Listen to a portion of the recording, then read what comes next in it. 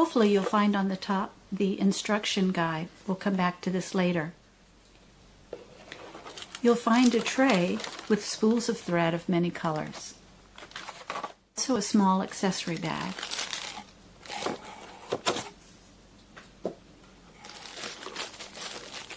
And here's the handy stitch machine. And it should come with a tester swatch that shows that it was tested at the factory and that it works. Again, using your handy stitch, there's some things that you're going to have to provide yourself. First of all, you'll need a seam ripper, a pair of scissors, 4 AA batteries, and some cloth to practice on. I recommend using a lightweight muslin. You can press in and practice some of the applications that you've seen in the promotional video. On the instruction guide is a line drawing of the side of your handy stitch, and it identifies the different parts. Let's start with something very important, and that's the on-off switch, the power switch. It has a lock on it to prevent you from sewing when you don't want to, and this is it right here. When you push it forward, it locks the on-off button, so you cannot sew. We're going to keep it in the locked position for the time being. This is the needle arm, and as you read the instructional sheet, you'll see that they emphasize not pushing on this sewing arm with your hand at any time. In order to move this sewing arm, you can turn the rotary wheel, and you can actually turn it in either direction. You can see the arm going up and down. And if you continue going in the same direction, it will actually sew a stitch. This is the bobbin. This holds the small spool of thread. There is a longer bobbin pole that will hold a standard spool of thread or the longer spools that are provided in your kit. As we look closer at the needle arm, you'll see that there's a thread guide on this needle arm that isn't depicted in the line drawing. This is also very important because it guides the thread to the tension control. The thread goes through the tension control. There's another guide underneath the needle arm that I'll show you later. We'll be using are put into the compartment that's on the underside here that indicates the direction that you slide the cap and then it opens. Third, insert the batteries according to the guide on the inside.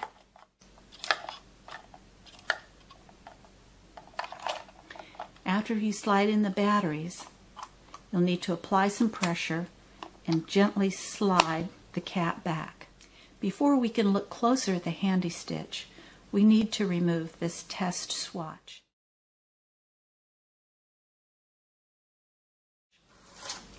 In order to use the handy stitch, you're going to need to remove this test swatch. The instructions on how to remove a test swatch or fabric after you've sewn it is in the instructional guide, but I'm going to show you how to do that right now. First of all, the needle has to be in its highest position, and you can use the rotary wheel in any direction to raise the arm.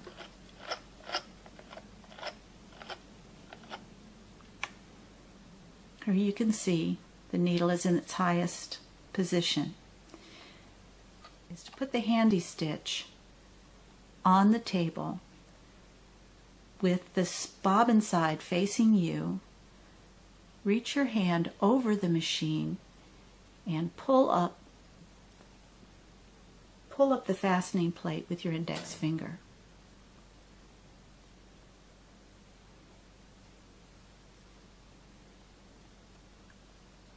You can also do that with your left hand. This gives you some room to manipulate this area underneath the fastening plate.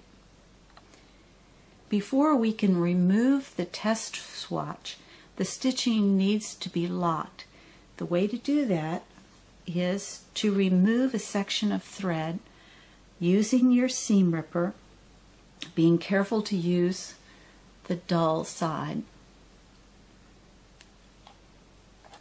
lift the fastening plate and pull that thread out about 3 or 4 inches. You'll need to cut that. You can use your seam ripper or you can use scissors. Before you remove the fabric, you need to lower the needle. You need to lower the needle into the fabric. You need to go a whole cycle. And again, bring the needle to its highest position. Using either your right or left hand, grab the lower arm of the machine, lift the fastening plate, and gently pull the fabric out. Now you can see right here, this is where the stitch ended. I'm going to put my thumb and finger over that just to make sure that stitch does not become unraveled. It's not yet locked. It will unravel. The reason is the handy stitch sews with a chain stitch. A standard sewing machine uses 2 threads. The handy stitch only uses 1, and this chain stitch is what shows on the bottom. This stitch, to prevent it from so easily pulling out, this thread needs to be brought through the last loop. You can see here there's a tiny loop here.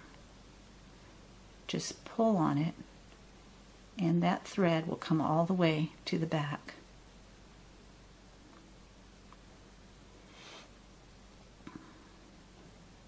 Now this thread will not unravel. Now the handy stitch is free. It still is threaded, but we'll need to thread this again from time to time. So we need to know how to do that. To switch it to a colored thread so that when we do our practice stitching on the muslin, it will be easy to see. This one came with 3 thread spools in different colors. There's a black, there's a red, and a blue. Extra needles, a needle threader, and a long bobbin spool for using the other threads or a standard spool of thread. We won't need that for right now, so let's put these away. We're going to use black thread for our demonstration. This needle threader is essential to threading the handy stitch. I've tried it many times. You practically cannot thread the handy stitch without this.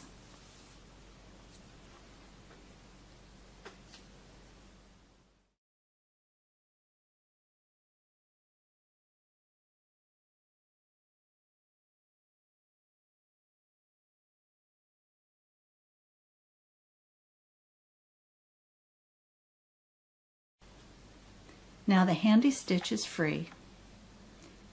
It still is threaded, but we'll need to thread this again from time to time. So we need to know how to do that. I like to switch it to a colored thread so that when we do our practice stitching on the muslin, it will be easy to see. This one came with 3 thread spools in different colors. There's a black, there's a red, and a blue. Extra needles, a needle threader, and a long bobbin spool for using the other threads or a standard spool of thread. We won't need that for right now, so let's put these away. We're going to use black thread for our demonstration. This needle threader is essential to threading the handy stitch. I've tried it many times. You practically cannot thread the handy stitch without this.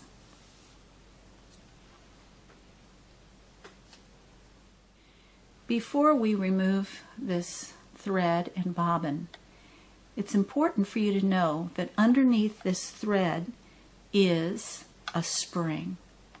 Underneath the spool of thread is a spring. You can just see it. When you remove the bobbin and the thread The spring, because it's compressed, is going to want to expand and jump out at you. We need to be careful that that doesn't happen, because you might find it hard to find if it goes on the floor into a carpet. So we want to very carefully remove this spool of thread, and we're going to do it by pulling on the spool very gently. And we're going to do that by pulling very gently on this spool of thread. And you see we're pulling out the bobbin post, and there's that spring. It just expanded. Let's remove that for a moment.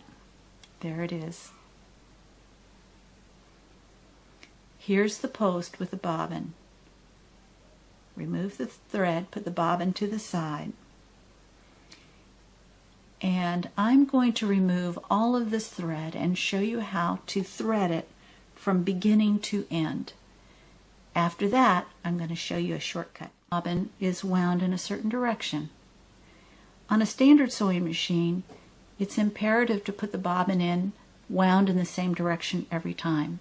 I've discovered it doesn't make any difference with a handy stitch, so that's great. You don't have to think about that. So let's take our thread. We have a nice tail.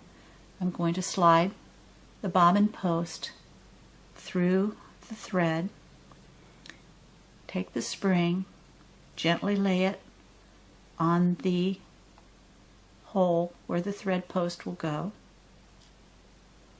and we'll just lift that. I'm going to slide it into that hole and press the post in as tightly as possible.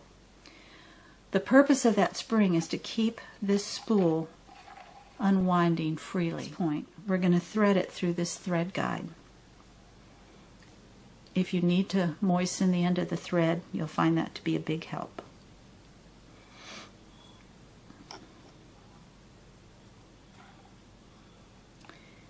Next, it goes through the tension guides. Now you can see there's two little discs here. The thread goes in between these two discs. It doesn't get wrapped around it, it just goes in between it. Underneath the needle arm, very difficult to see here, is another guide. And this is an important guide as well. And you can just barely see it. There it is. It's right behind the needle. The thread needs to go through this guide from top, front to back.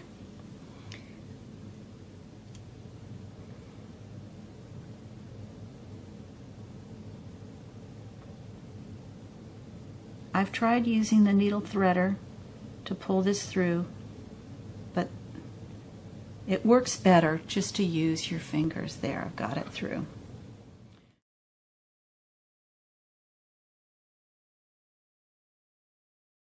So to recap, the thread is on the post.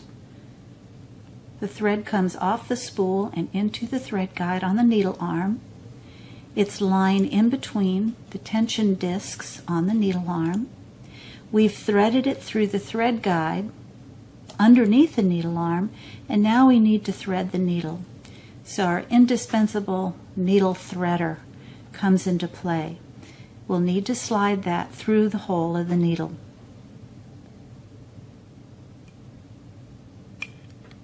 There we go. Now hopefully you can see that the little metal loop is on the other side of the needle. So let's take our thread and slide it through that loop. If you need to moisten the end of the thread to make it go through quicker, it's a good idea. Okay. There we go. I found that once we've threaded the needle, before we start sewing, it's helpful to have that thread be through the hole in the fastening plate first. Here's an easy way to do that. Turn the rotary wheel until one full cycle. Again, the needle is at its highest position. Grasp the lower arm of the machine. Pull up the fastening plate, and with your seam ripper just pull that thread through. So now the sewing machine has been threaded and the thread is under the fastening plate.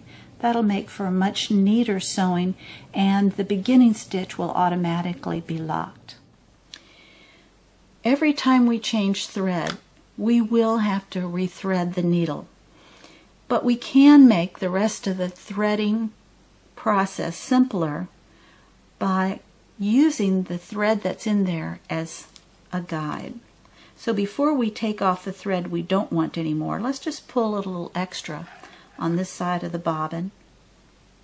Again, we're going to gently pull off this thread spool so that we don't lose our little spring. And let's cut. Here's the post. You saw that fell out of my hand.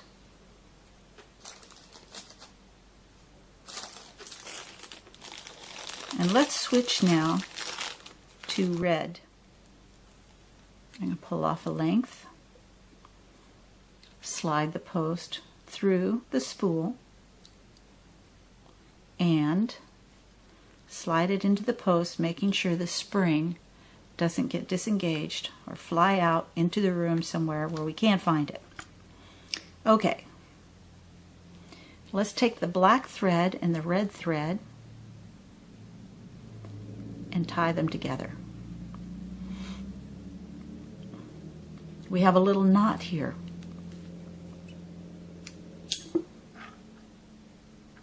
That little knot most likely will not pass through the needle. I don't know if you can see it or not, but there it is. Little knot right there.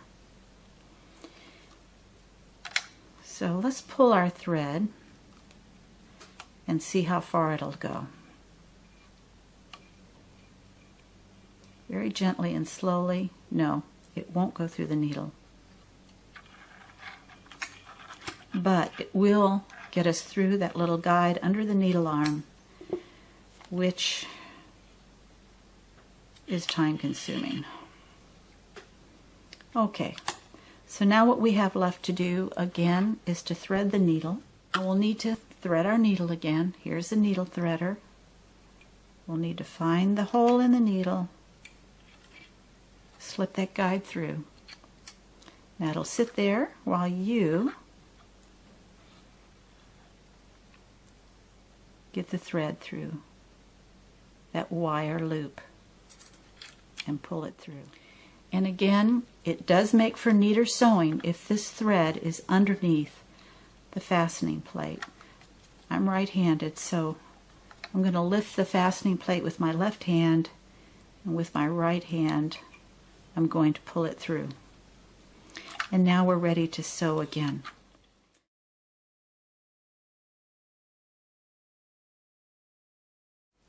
So now our handy stitch is threaded and we're ready to sew with it. Let's take our practice fabric.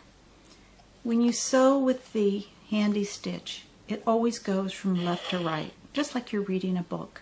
Start sewing on this end and it goes to your right. So what we need to do now is get our fabric underneath the fastening plate. In the instruction manual, it suggests that you push it up this way. The only problem with this is it's practically impossible to get your fabric in there if you push it up from this direction. So again, I would recommend grasping the bottom arm of the handy stitch and raising the fastening plate with your index finger, and then placing your fabric inside. When you lower the fastening plate, you will be able to determine where you want that stitch line to fall. For us, it's going to be a little over 1 centimeter from the fold. You can adjust that by once again raising the fastening plate. If you want to sew closer to the fold, just pull the fabric out a little bit. Now this edge of the fastening plate is an excellent guide. When you're sewing, keep your eye on this side of the fastening plate and its relation to the edge of the fabric. That you want to practice to keep steady so that you have a nice straight seam. Even with practice, it can be a challenge to keep your seam line straight. One of the things that will help is to gently pull this side. The fabric will feed by itself, but you'll need to guide with your eye on this side and your left hand on this side. Back the switch lock. Going to press the power button and start sewing.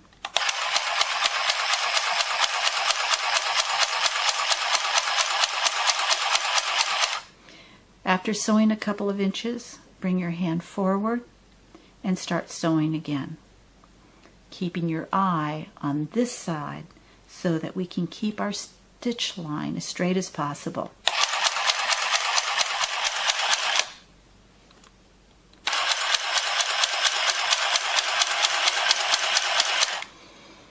So now we've gotten close to where we want to stop sewing. The instructions recommend 3 or 4 more stitches.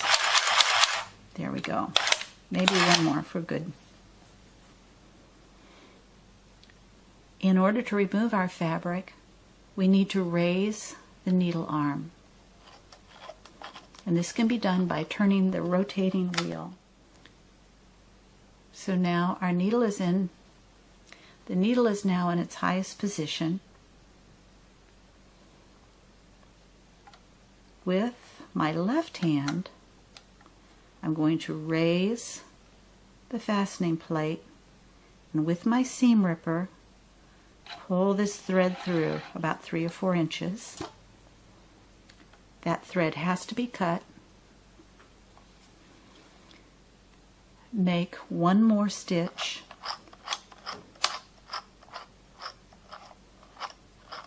Once again, the needle is in its highest position. This time with my right hand, I'm lifting the fastening plate and very gently pulling. You can see as I pull on this fabric, it very easily comes apart.